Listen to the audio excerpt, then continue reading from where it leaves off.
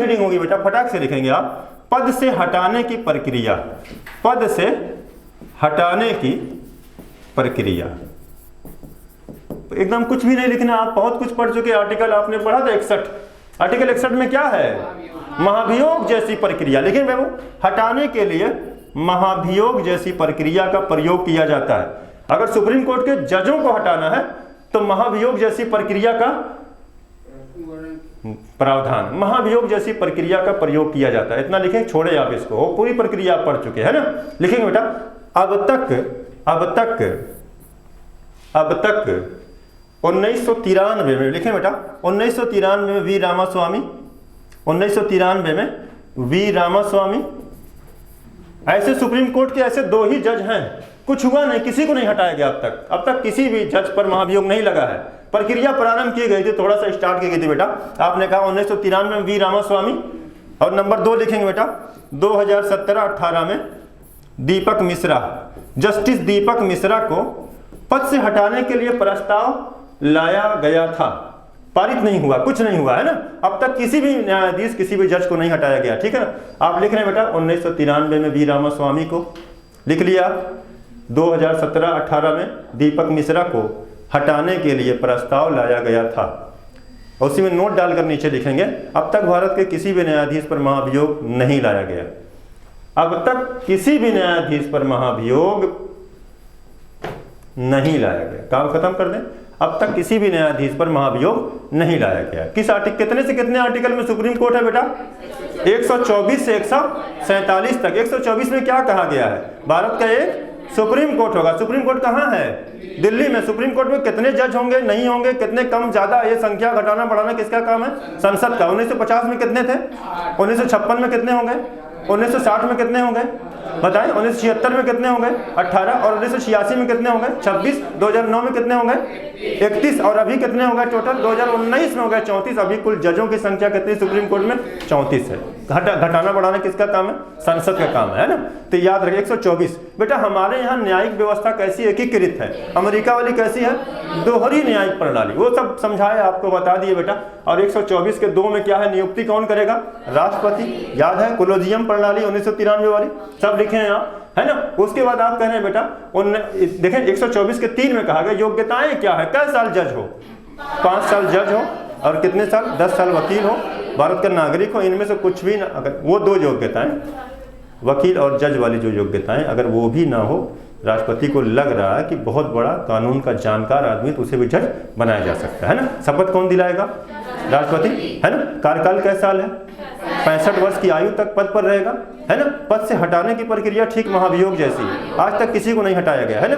लेकिन प्रस्ताव लाया गया 2 लोगों पर, 1993 में रामास्वामी पर और 2017-18 में दीपक मिश्रा पर। पैराग्राफ चेंज करके लिखेंगे आर्टिकल 125 बेटा।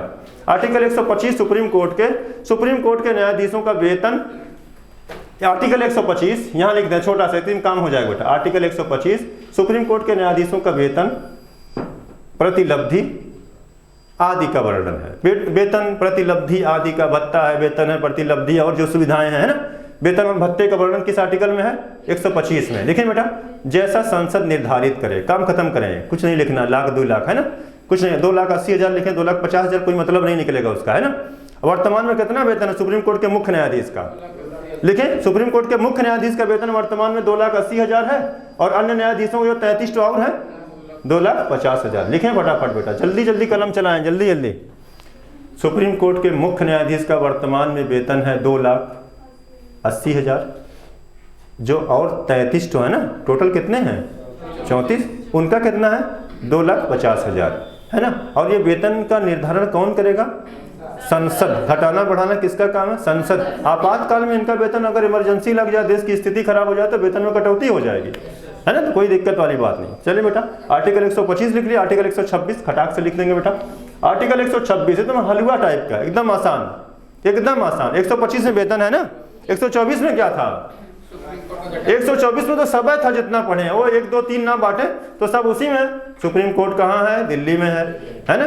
सदस्यों की संख्या घटाना बढ़ाना संसद का काम है। नियुक्ति का काम राष्ट्रपति का है। शपथ का काम राष्ट्रपति का है।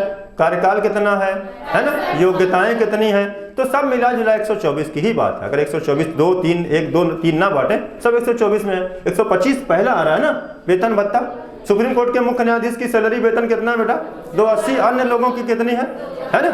अच्छा, ये वेतन कहाँ से दिया जाएगा, भारत की संचित निधि से। लिखने बेटा, ये वेतन भारत की संचित निधि से दिया जाता है।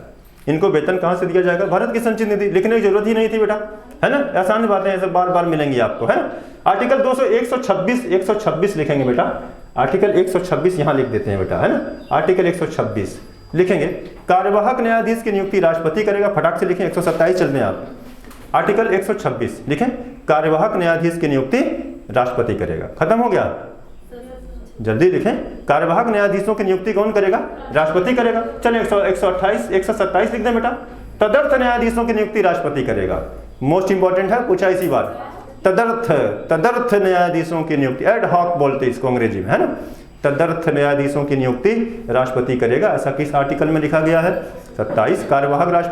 कार्यवाहक न्यायाधीशों की नियुक्ति राष्ट्रपति करेगा, कहाँ लिखा गया है, 126। वेतन वेतन का प्रावधान कहाँ है, 125। भारत का एक सुप्रीम कोर्ट है, कहाँ लिखा गया, 124 में, है ना। अभी सब पूछेंगे आपसे, घबराइएगा मत, है ना बेटा। लिखेंगे एक आर्टिकल और लिखने, 127 के बाद 129 लिखने फटाक से। सुप्रीम कोर्ट एक अभिलेखी न्यायालय, खत्म करें, वो सब बताए हम आपको, है ना। सुप्रीम कोर्ट कैसा न्यायालय है, एक अभिलेखी न्यायालय है। अभिलेखी न्यायालय का मतलब उसके द्वारा दिए गए निर्णय, उसके रिकॉर्ड हमेशा हमेशा के लिए क्या रखे जाएंगे, सुरक्षित रखे जाएंगे, है ना। अभिलेख समझ रहे हैं आप, लिखेंगे आप, है ना। सुप्रीम कोर्ट कैसा न्यायालय है, अभिलेखी न्यायालय। क्या हाई कोर्ट अभिलेखी न्यायालय नहीं है, वो भी तो अभिलेखी न्यायालय है ना। अच्छा, यहाँ आ जाए, वहाँ 215 में लिखा गया, हाई कोर्ट एक अभिलेखी न्यायालय है, कहाँ लिखा गया है, 215 में। सुप्रीम कोर्ट अभिलेखी न्यायालय कहाँ लिखा गया है, जिलवा वाले न्यायालय क्या अभिलेखी न्यायालय है, ये सब अभिलेखी न्यायालय नहीं है बेटा, है ना। अच्छा, 130 आर्टिकल 130 यहीं खत्म करें तो यहीं क्लास रोक देंगे आप, है ना। आर्टिकल 130 लिखेंगे बेटा, सुप्रीम कोर्ट की कार्यवाही कहाँ से होती है, दिल्ली से होती है। सुप्रीम कोर्ट की कार्यवाही कहाँ से, सुप्रीम कोर्ट की स्थिति कहाँ है, सुप्रीम कोर्ट कहाँ है, उसकी स्थिति कहाँ है, दिल्ली में। लिखेंगे बेटा, सुप्रीम कोर्ट की कार्यवाही दिल्ली से होती है। मुख्य न्यायाधीश के अनुमोदन से यह कार्यवाही कहीं और भी की जा सकती है। 2 बार ऐसा हुआ है ना। लिखेंगे आप, सुप्रीम कोर्ट की कार्यवाही दिल्ली में होती है, मुख्य न्यायाधीश के अनुमोदन से कार्यवाही कहीं और भी की जा सकती है। ऐसा 2 बार हुआ है बेटा। ऐसा कितनी बार हुआ, 2 बार हुआ है। ऐसा कितनी बार हुआ अब तक कि सुप्रीम कोर्ट की कार्रवाई दिल्ली में तो होती है ना, वो अदालत कहीं और लगा दी गई है ना। नंबर 1 लिखेंगे बेटा, हैदराबाद में। नंबर 1 पहली बार कब हो रहा है, कहाँ हो रहा है, सुप्रीम कोर्ट की कार्रवाई दिल्ली में होती है, लेकिन सुप्रीम कोर्ट के मुख्य न्यायाधीश के अनुमोदन पर कार्रवाई कहीं और भी की जा सकती है। नंबर 1 लिख देंगे आप, Hyderabad. Number 2 Srinagar. Number 1 Hyderabad, number 2 Srinagar. किस आर्टिकल में लिखा गया बेटा, अगर सुप्रीम कोर्ट की कार्यवाही दिल्ली की बजाय बड़ौदा में हो जाए तो क्या किसी अनुच्छेद का उल्लंघन हो जाएगा, नहीं भाई। किस अनुच्छेद के हिसाब से हुआ है, 130। सुप्रीम कोर्ट एक अभिलेखी न्यायालय है कि नहीं है, किस आर्टिकल में लिखा गया, 129। सुप्रीम कोर्ट के तदर्थ न्यायाधीशों की नियुक्ति कौन करेगा, राष्ट्रपति, 127 में। सुप्रीम कोर्ट में जो कार्यवाहक न्यायाधीशों की नियुक्ति करेगा राष्ट्रपति, वो 126 में।